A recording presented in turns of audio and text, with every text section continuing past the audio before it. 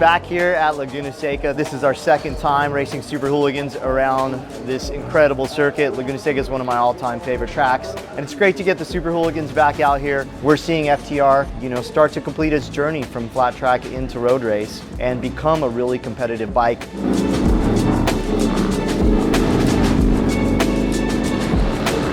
All the boys right there. Oil? Someone looked like someone was trying to get off the track and they collided in the fucking pit lane or some shit over here. I don't really remember too much, but coming out of turn 10, I set myself up to hit the pit exit lane and ended up coming together with another rider. To be put out like that yesterday was kind of a bummer, but hopefully we can get a step back and put it all back together and get back out there with the boys. It's the first 2 laps of the whole weekend, so still got a lot of riding hopefully to do, so just people need to relax a bit.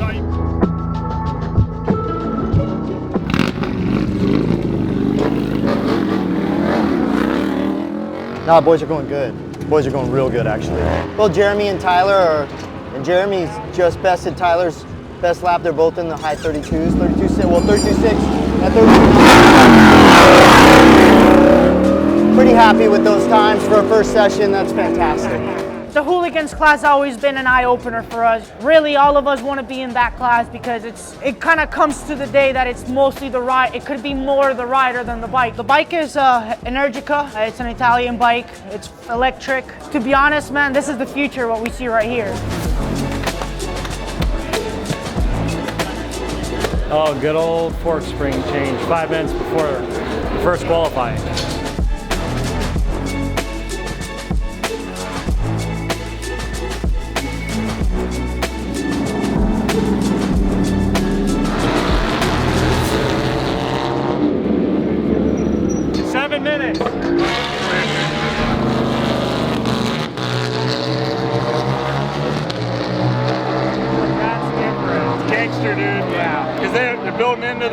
Into the new settings.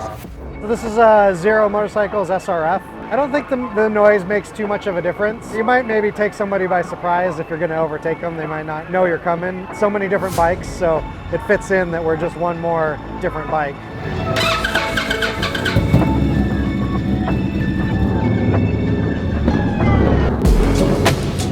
This is King of the Baggers qualifying 1. Bobby's coming around right now. Currently in 4th, we got a 31, he just got a 31.7, that is flying. If you had told me they were gonna go that fast a year ago, I told you I'd cut my thumb off. Motor swap, now we gotta go from this motor to that motor, fresh factory motors, so let's get her going. Jesus Christ! We used to race against each other. Now we're helping people race. Now we're helping people race. Yeah. Everybody asks me why I'm not riding. Why don't you race or don't you want to race? And I'm like, man, because I sucked.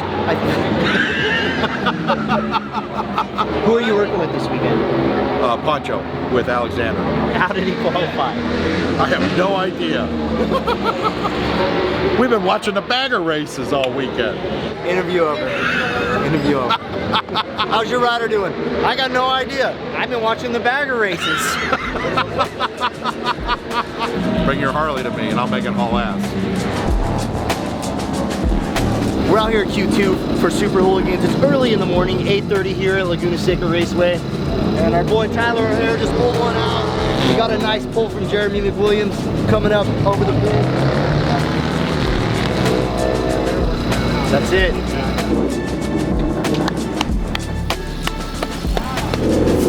That right there is fucking selfless teamwork right there. Jeremy gave Tyler a hell of a tow coming up over the start-finish line. I mean, that's insane. Qualifying on pole today, I was actually kind of struggling basically the whole session, and 3 minutes, a minute and a half to go, Jeremy actually got by me and I was able to go to school and just figure out on the fly what he was doing that I was doing different. Put Tyler on the front of the grid for the main.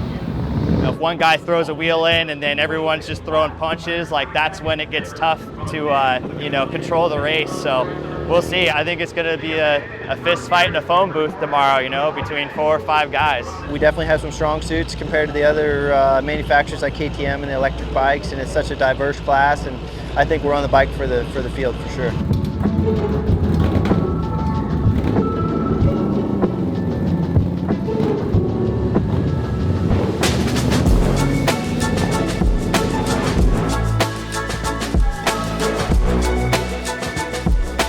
Throwdown time. Lights are on. Look at these motorcycles thundering down to turn number 1. Tyler O'Hara got an amazing jump from the second row. He's going to take the lead. Incredible how nimble these 620-pound motorcycles are through the corkscrew. You see Bobby Fong right now doing a nice job there in 5th with McWilliams, who also came from the second row.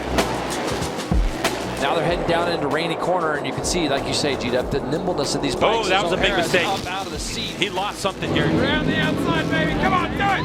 Do it. And O'Hara loses Kyle. Bobby Fong looking to try to do something against Travis Wyman. Squares Rispoli up. Let's take a look at Cory West's crash. Oh, he got hung up on the bag of, it looked like Michael Barnes.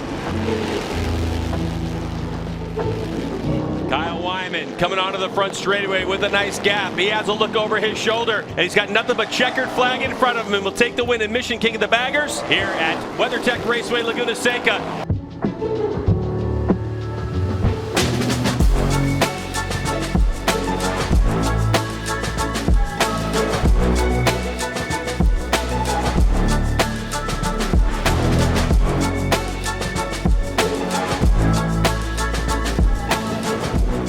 Tyler O'Hara up on the pole, DiBrino in the middle, and Jeremy McWilliams. Starting third, lights are on, we're green!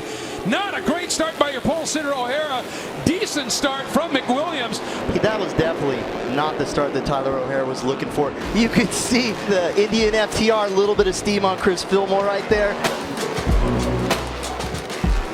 Tyler O'Hara is making up for that bad start as he comes underneath Andy DiBrino coming out of turn 2. From pole to 5th to 2nd in, 2.5 laps? Not too bad a recovery. You can't count Tyler out. DiBrino still sits there in 3rd, but right away, Tyler attacking. Gonna get to the inside, coming up the hill of McWilliams. The squeeze, they touch!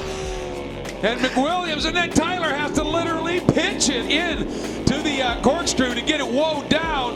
That was so close to being catastrophic. Both riders sensing it at the end of the deal. It's O'Hara in 1 lap going from 3rd to 1st. And we've got Tyler O'Hara into the 29s. This is the first 29 of the weekend in the Super Hooligan class. And this is the fastest an Indian FTR has ever been around this racetrack.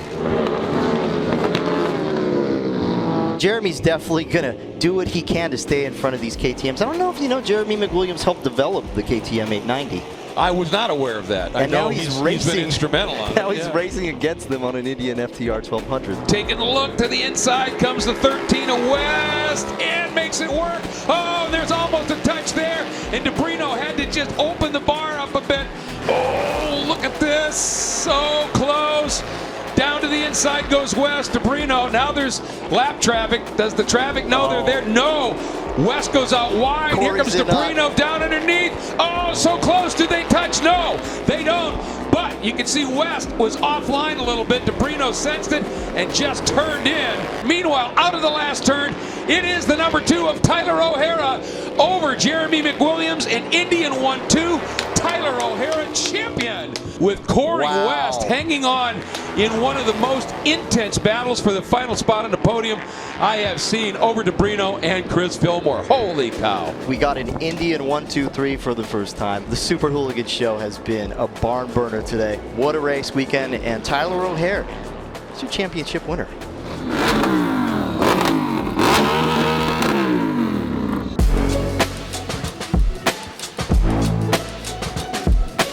We just won an AMA National Championship. Tyler O'Hara and Jeremy McWilliams did what they need to do as teammates today to make this happen. The air-cooled Rolling Stone Super Hooligan champ of 2022, Rennie Skaesbrook!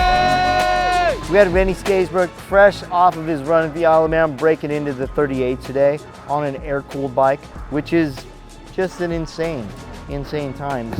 As far as a piece of plastic though, this is a fucking great one. Pretty good to have on that. I only got one. Yeah, dude. That's all you need, man. It's in the, as you say, it's in the record books, buddy. Yeah, buddy. This race was a winner-take-all situation. We had 3 guys, Cory West, Tyler O'Hare, Andy DiBrino, all vying for the championship. I think they were 4 points apart. It's been 12 years since my last national championship, and it's been a grind.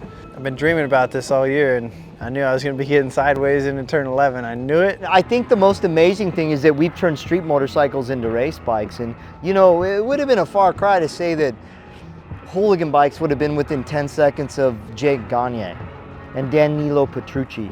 But today we were. We've been 6 seconds of the guys. Hey, seriously, thank you very much for taking the risk and all the effort, your whole crew, everybody. You just put fire back into riding. Like, you guys dish out so much life-enhancing stuff, and nothing against the digital side of, you know, even my career riding the big bikes, but there's something about this segment, the retro segment in the industry, that needed somebody like you to take the chance, and it paid off. So I appreciate next that, year. Man. Looking forward to what 2023 has in the Super Hooligan National Championship, running that #1 plate.